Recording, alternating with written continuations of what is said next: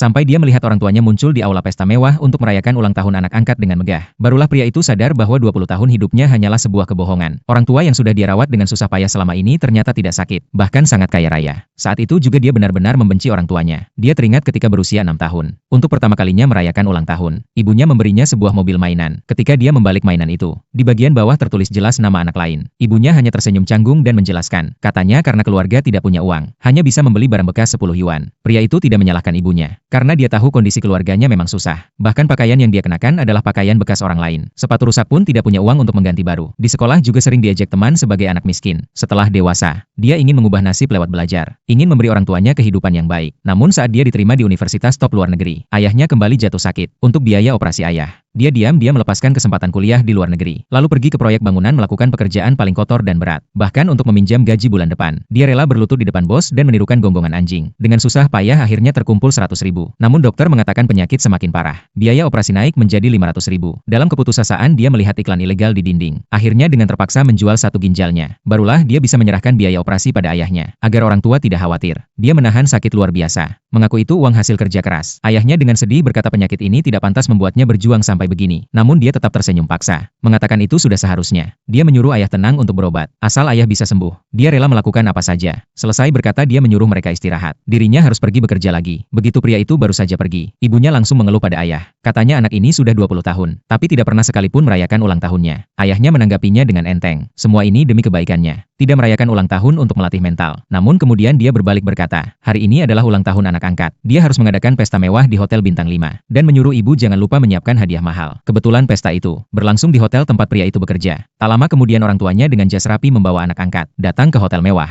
Sementara pria itu berdiri di pintu, bersama pelayan lain berbaris menyambut tamu. Karena terus menunduk, dia tidak langsung mengenali orang tuanya. Tidak lama kemudian, manajer datang memberitahu, putra konglomerat menunjuk namanya untuk melayani. Dia tidak curiga. Namun saat masuk ke aula pesta, dia justru melihat orang tuanya sendiri, sedang bahagia menyanyikan lagu ulang tahun untuk anak angkat. Untuk memastikan yang di atas panggung benar orang tuanya, dia mengambil ponsel dan menelepon ibunya. Namun ibunya berbohong di telepon bilang mereka masih di rumah sakit. Tidak perlu dia menemani. Telepon itu menghancurkan harapan terakhir pria itu. Yang lebih tidak dia sangka, hari itu atasannya yang menyuruh dia berlutut menirukan gonggongan anjing, ternyata adalah bawahan ayahnya. Mereka semua hanya berpura-pura, demi alasan melatih mental. Saat itu rasa terima kasihnya pada orang tua hilang sama sekali. Yang tersisa hanya kebencian. Karena kebohongan mereka, dia menanggung penderitaan lebih dari 20 tahun. Bahkan menjual ginjal, membuat dirinya cacat seumur hidup. Dia tidak mengerti, kenapa dalam keluarga ini anak angkat diperlakukan mewah, sementara anak kandung sendiri harus hidup miskin. Dan pada saat itu, anak angkat dengan sombong memanggilnya keras-keras, menyuruh datang menuangkan minuman untuk orang tuanya.